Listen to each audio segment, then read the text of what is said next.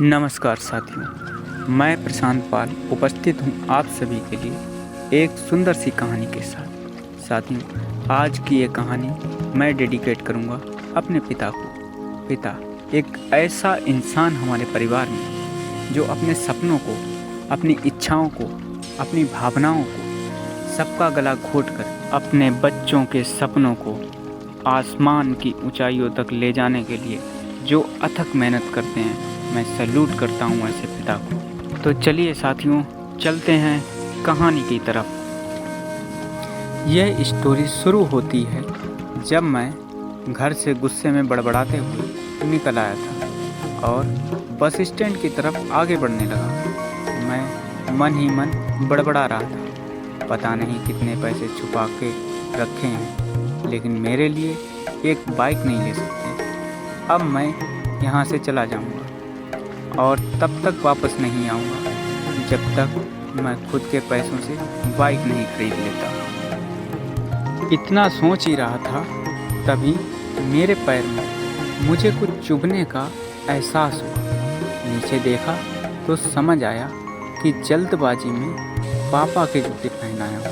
उन जूतों में कील उभरी हुई थी जो मेरे पैर में बार बार घाव किए जा रही थी, लेकिन उस समय गुस्सा अधिक था तो मैं बड़बड़ाते हुए आगे बढ़ गया। एकाएक मुझे याद आया कि मैं पापा का पर्स भी साथ ले आया हूँ। मेरे खुरापाती दिमाग में एक ख्याल आया, क्यों ना आज पापा का पर्स चेक किया जाए, जिसे आज तक उन्होंने किसी को हाथ तक नहीं लगाने दिया था।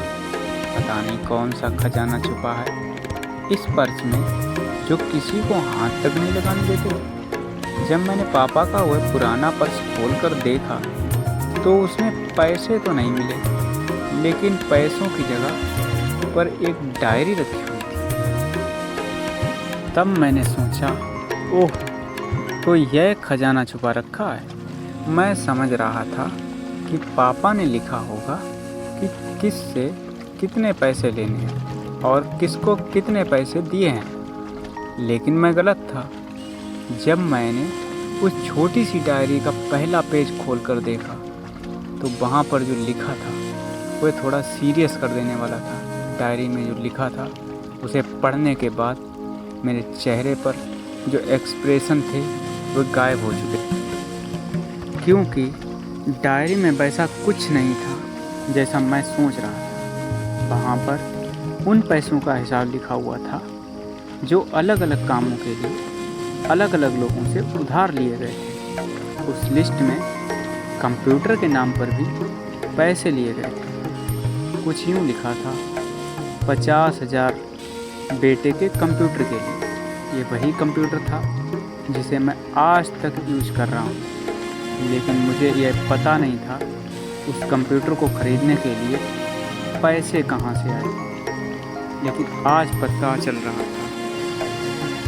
मुझे आज भी याद है जब मैंने पहली बार कैमरे के लिए जिद की थी, जो मेरे पापा ने मुझे 2 हफ्ते बाद मेरे बर्थडे पर ला कर दिया था, जिसे देखकर मैं बहुत खुश हुआ। और मुझे खुश देखकर मुझसे कहीं ज़्यादा अगर कोई खुश था तो वह थे पापा। अब मेरे चेहरे से गुस्सा एकदम गायब हो चुका था। जब मैंने आगे का पन्ना पलटा तो वहाँ पर कुछ विशेष, पहली जो विश थी उसमें जो लिखा हुआ था, अच्छे जूते पहनना। ये बात मेरी कुछ समझ नहीं आई। तभी मेरा पाँव अचानक सड़क पर भरे हुए पानी पर जा पड़ा और तभी मेरे पाँव में कुछ गीलीपन होने का एहसास हुआ। जब मैंने जूता उतार कर देखा तो उसका तला टूटा हुआ था। ये देखकर मुझे डायरी में लिखी बात याद आ गई। तभी मुझे माँ की कहीं बातें याद आ रही थी कि कैसे माँ जब कहा करती थी पापा से, अब तो जूते पुराने हो गए, नए ले लीजिए, तो पापा अक्सर यह कहकर टाल दिया करते थे, जूते अभी और चलेंगे, अभी कुछ दिन पहले तो लिए थे। मुझे आज समझ आ रहा था कि कितने दिन और चलेंगे। साथ ही साथ यह भी समझ आ रहा था कि पापा पर्स को क्यों छुपा कर रखते थे। तभी उस डायरी को पढ़ते हुए बस स्टैंड पर पड़ी बेंच पर आकर बैठ गया। अब उस डायरी का आखिरी पन्ना बचा हुआ था। उस पन्ने को जब मैंने पलट कर देखा तो वहाँ कल की डेट लिखी हुई थी। तारीख के नीचे लिखा हुआ था 50,000 रुपये बाइक के लिए। बस इतना पढ़ा और दिमाग सन्न रह गया। अब मेरे मन में कोई शिकवा गिला नहीं बचा था, बस मेरी आंखों में आंसू छलक गए। मुझे आज तक नहीं पता तब मैं क्यों। अब मैं जल्दी से घर की तरफ भागा, लेकिन जूतों की वह कील पाँव में अब तक घाव बनाने में कामयाब हो चुकी थी। मैंने जूतों को रास्ते में ही निकाल कर फेंक दिया और भागते लड़खड़ाते हुए घर जा पहुंचा। लेकिन पापा घर पर नहीं थे। मैं समझ गया वह कहाँ थे। मैं सीधा पास वाली बाइक एजेंसी की तरफ भागा। पता नहीं आज कहाँ से इतनी ताकत आ गई थी कि मैं भागते हुए थक नहीं रहा था, और वह भी बिना जूते के, नंगे पैर।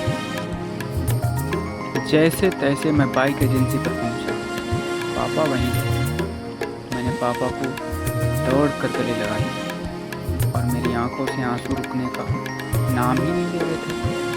पापा को समझ नहीं पा रहे आखिर हो क्या रहा है, मैं क्यों रो रहा हूँ। मैंने पापा से कहा, पापा मुझे मोटरसाइकिल नहीं चाहिए, आप अपने लिए जूते ले लीजिए। अब आज से मैं जो भी करूँगा अपनी मेहनत से, अपने बलबूते पर पढ़ कर करूँगा। दोस्तों, बस इतनी सी थी ये कहानी। कैसी लगी आपको ज़रूर बताएं।